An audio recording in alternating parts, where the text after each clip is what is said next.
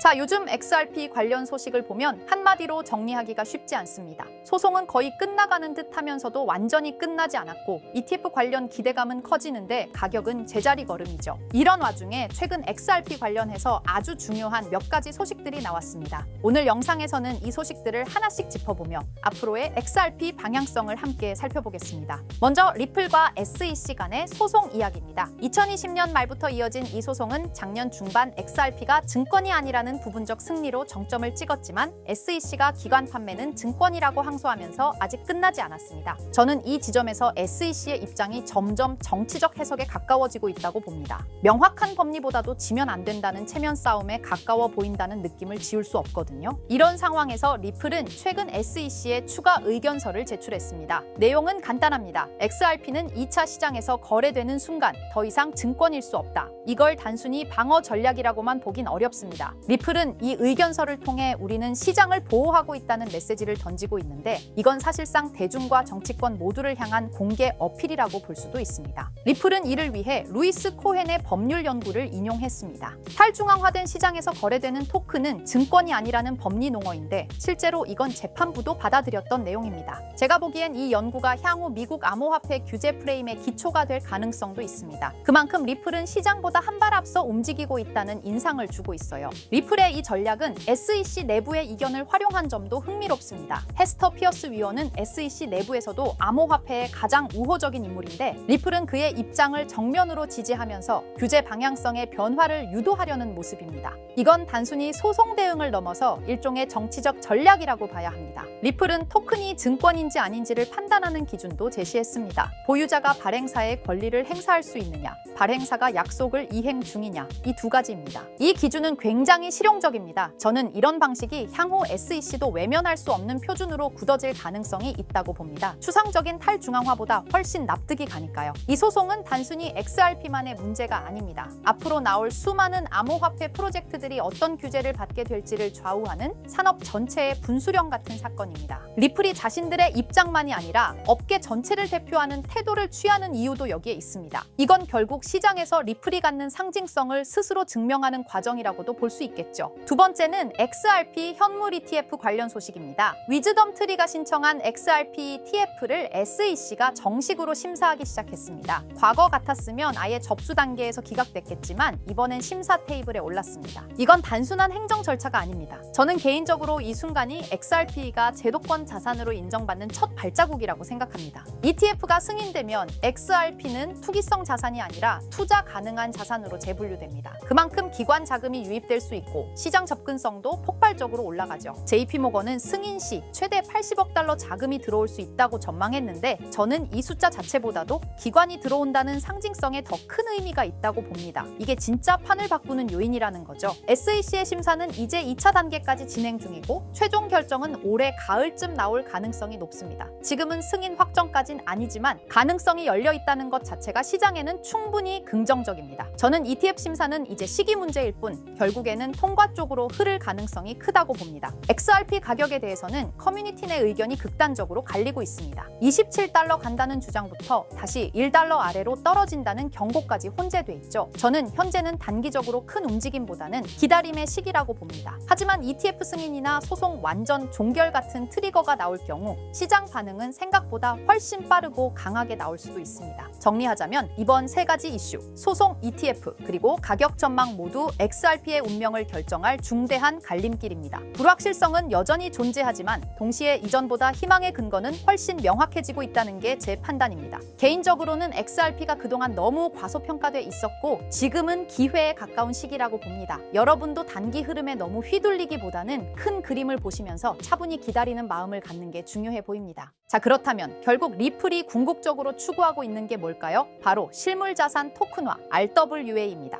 RWA는 리얼월드 에셋의 약자로 현실 세계의 자산을 블록체인상에서 디지털화하는 걸 말합니다. 예를 들어 부동산, 국채, 회사채, 주식, 금 같은 자산을 블록체인에서 토큰의 형태로 거래할 수 있게 만드는 기술이에요. 이건 단순히 디지털화가 아니라 유동성과 접근성, 거래 속도를 혁신적으로 개선하는 방식입니다. 리플은 이런 변화가 향후 금융의 중심이 될 거라 보고 자사의 기술 기반인 XRP 레저를 통해 이 RWA 시장에서 핵심 인프라 역할을 하겠다는 전략을 세우고 있습니다. 실제로 리플의 개발 조직 리플엑스는 최근 RWA의 블록체인 전환이 가속화되고 있다며 XRP 레저가 기관용 플랫폼으로 자리 잡고 있다고 공식 채널을 통해 발표했습니다. 그리고 그 연장선상에서 리플은 스테이블 코인 RLUSD를 내놓았죠. 단순한 스테이블 코인이 아니라 RWA 시대를 위한 결제 인프라로서 설계된 것입니다. 그렇다면 이 RWA 시장은 앞으로 얼마나 커질까요? 많은 글로벌 금융기관과 컨설팅 회사들이 RWA 시장이 2030년까지 최소 10조 달러 이상에 이를 것으로 전망하고 있어요. 특히 가트너, 보스턴 컨설팅 그룹 등은 이 시장이 향후 블록체인 산업 내에서 가장 큰 성장 동력이 될 것이라고 평가했습니다. 단순히 토큰을 발행하는 수준을 넘어 실제로 글로벌 자산의 흐름을 블록체인 위에서 운용하는 시스템으로 변하고 있다는 거죠. 전통 금융기관들도 참여하고 있고 RWA 전문 스타트업에 벤처 캐피털 자금이 몰리는 추세입니다. 왜냐하면 이 구조는 기존 금융을 대체하는 게 아니라 보완하고 효율화할 수 있기 때문이에요. 그래서 리플을 포함한 여러 기업들이 지금 이 시장에 선점하려고 하는 겁니다. 지금 시작되는 이 흐름이 향후 10년간 블록체인과 금융을 통합하는 핵심 축이 될 가능성이 높습니다. RWA가 이렇게 시장에서 주목받고 있는 이유는 생각보다 명확합니다. 첫째, 기존 금융 시스템이 너무 느리고 복잡해요. 부동산을 사고 팔거나 국채를 거래하거나 펀드를 운용하려면 수많은 중간 단계가 필요하죠. 그런데 RWA는 이런 과정들을 스마트 계약으로 간소화할 수 있습니다. 둘째, 투자자 입장에선 24시간 거래, 글로벌 접근성, 수수료 절감 같은 실질적인 이점을 체감할 수 있죠. 셋째, 금융 자산을 조각내어 토큰화할 수 있기 때문에 기존에는 투자하지 못했던 고가 자산에도 소액으로 투자할 수 있는 길이 열립니다. 이 모든 게 자산의 민주화라고도 불리고 있어요. 그래서 지금 이 흐름은 단순한 디지털 전환이 아니라 금융 시스템 자체의 구조 개혁이라는 평가를 받고 있는 겁니다. 자, 이런 RWA 흐름을 정부와 제도권은 어떻게 보고 있을까요? 의외일 수 있지만 긍정적인 반응과 제도화 움직임이 꽤 활발합니다. 미국 SEC와 통화감독청 OCC는 RWA 자산의 회계 기준과 법적 정의를 정립 중이고 일부 국채는 이미 디지털 자산 형태로 유통되기 시작했어요. 싱가포르와 홍콩, 영국은 RWA 관련 샌드박스 프로그램을 통해 실험적 거래 환경을 지원하고 있고요. 특히 중요한 건 중앙은행들조차 이 시장을 탐색 중이라는 점입니다. CBDC와 RWA를 연계하는 테스트가 실제로 진행되고 있어요. 이는 곧 블록체인 기술이 법정화폐, 정부자산, 공공채권까지 연결되는 구조로 진화하고 있다는 걸 뜻합니다. RWA는 단순히 민간의 시도에 그치지 않고 국가와 제도권이 인정하는 기술 인프라로 성장 중입니다. 이론만이 아니라 실제로 미국 국채가 블록체인에 올라간 사례도 있습니다. 바로 리플의 XRP 레저를 통해 진행된 건데요. 미국 재무부가 발행한 국채를 실물자산으로 삼아 이를 토큰화한 구조가 구현된 겁니다. 이걸 통해 기관 투자자들은 XRP 레저 위에서 미국 국채를 보유, 거래, 유통할 수 있게 되었어요. 이건 굉장히 중요한 시사점을 줍니다. 왜냐하면 세계에서 가장 안정적인 자산으로 평가받는 미국 국채조차 블록체인 기반으로 옮겨졌다는 건 기술의 신뢰성과 법적 기반이 이미 어느 정도 충족되었다는 뜻이거든요. 리플은 XRP 레저를 통해 국채 같은 고신뢰 자산의 디지털 거래 인프라를 제공하면서 RWA 시장에서 자신들의 역할을 구체적으로 증명하고 있는 셈입니다.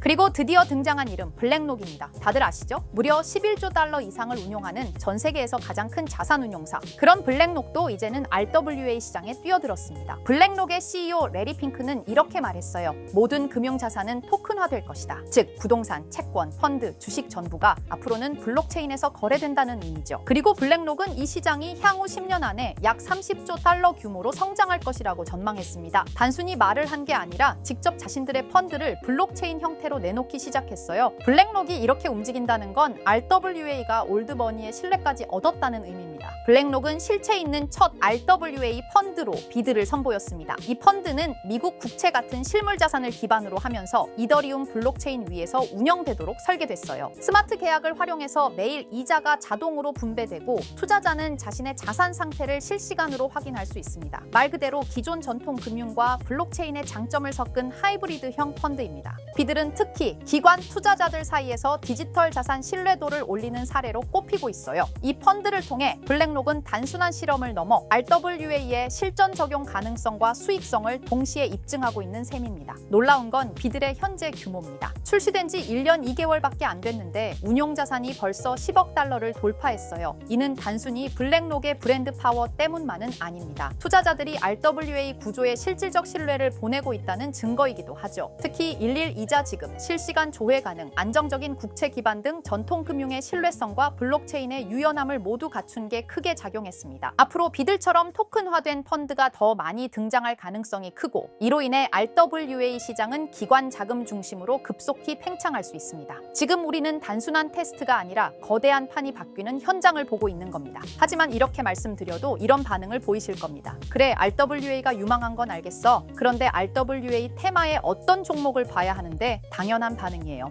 이미 RWA 섹터 안에는 수많은 프로젝트와 토큰이 있고 기술력, 파트너십, 실제 운용 자산 규모 등 종목별로 차이가 꽤 크거든요. 단순히 이름만 들어봤다고 투자할 순 없고 실제로 RWA 생태계에서 실행력 있는 프로젝트를 보는 안목이 필요합니다. 그런데 이런 분석은 쉽지 않죠. 지금 이 순간에도 여러 프로젝트가 제휴 발표를 하거나 블록체인 기반으로 실물 자산을 올리고 있고 그 흐름을 실시간으로 파악하긴 어렵습니다. 그래서 제가 지금까지 영상을 시청해주고 계시는 구독자 여러분을 위해 준비한 게 있습니다. 바로 블랙록이 아직 공개하지 않은 포트폴리오, 그 안에 들어있는 RWA 섹터의 핵심 종목을 공유해 드리려 합니다. 이 종목들은 단순히 가능성이 아니라 실제로 블랙록 및 기관 투자자들의 자금 흐름과 맞물려 있는 프로젝트들입니다. 그런데 제가 이 정보를 어떻게 알게 되었냐고요? 사실 해외에서 활동 중인 펀드 매니저와 개인적인 친분이 있는데요. 그분이 업계에서 꽤 영향력 있는 사람인데 최근 블랙록이 주요 고객을 초대한 비공개 회의에 참석했다고 합니다. 블랙록은 아주 간혹 제한된 고객을 대상으로 향후 투자 전략이나 특정 섹터에 대한 포트폴리오를 비공식적으로 공유하는 자리를 마련합니다. 이번 회의도 그런 자리 중 하나였고 그 안에서 블랙록이 RWA 섹터 관련 포트폴리오 일부를 고객들에게 소개했다고 합니다. 덕분에 저도 이 내용을 간접적으로 들을 수 있었고요. 그 내용을 바탕으로 여러분께 아직 시장에 널리 알려지지 않은 핵심 RWA 종목을 소개해 드릴 수 있게 되었습니다. 자, 바로 이 종목인데요. 블랙록의 포트폴리오에 적혀있던 내용에 따르면 예상 수익률이 무려 1200% 이상이었고요. 이 종목은 유럽계 은행과 실물 자산을 연결하는 토큰화 인프라를 제공하는 프로젝트입니다. 구체적으로는 부동산, 국채, 에너지 크레딧을 블록체인 기반으로 전환하는 기술을 가지고 있어요. 특히 지난해 스위스 정부와 파일럿 테스트 계약을 맺었다는 점에서 기관 신뢰도가 굉장히 높았습니다. 그리고 현재는 미국 내 RWA 법률 규정에 맞춰 토큰 발행 플랫폼을 구축 중이에요. 무엇보다 블랙록이 중장기 포트폴리오의 핵심 비중으로 담았다는 점, 이게 핵심입니다. 제가 해당 종목을 영상에서 바로 공개해드리고 싶지만 이걸 영상에서 공개해버리면 유튜브 가이드라인에 있는 자본시장법을 위반하기 때문에 코인 정보를 부득이하게 가려놓은 점 양해 부탁드립니다. 그래서 종목을 공유받고 싶으신 분들은 지금 화면 상단에 보이는 제 개인 번호 010-2374-4693 이 번호로 정보라고 문자 남겨주세요. 정보라고 문자 남겨주셔야 제가 제 채널 시청자분이신 걸 확인하고 종목을 공유해드리니까요. 꼭 정보라고 문자 남겨주세요. 당연히 종목 드리면서 어떠한 금전 요구도 드리지 않습니다. 여러분은 정보료라 생각하시고 구독과 좋아요만 눌러주셔도 제게 큰 힘이 됩니다. 블랙록은 이 종목의 예상 수익률을 1200% 이상으로 바라봤었는데 그래도 혹시 모르니 큰 욕심은 내지 말고 일상생활에 지장 없을 정도의 소액으로만 담아보자고요. 1000%만 상승해도 100만 원으로 1000만 원을 만들 수 있는 수익이에요. 만족 못하실 수익은 아니잖아요. 저는 항상 여러분들이 안전하게 투자하셔서 높은 수익을 보셨으면 하는 바람입니다. 문자 주신 분들은 앞으로도 제가 유망한 종목이 있으면 바로바로 공유해 드릴 거니까 천천히 꾸준하게 같이 수익 챙겨보자고요. 자, 오늘 제가 준비한 영상은 여기까지입니다. 다음 영상에는 더 알찬 영상으로 찾아뵙겠습니다. 오늘도 시청해 주셔서 정말 감사합니다.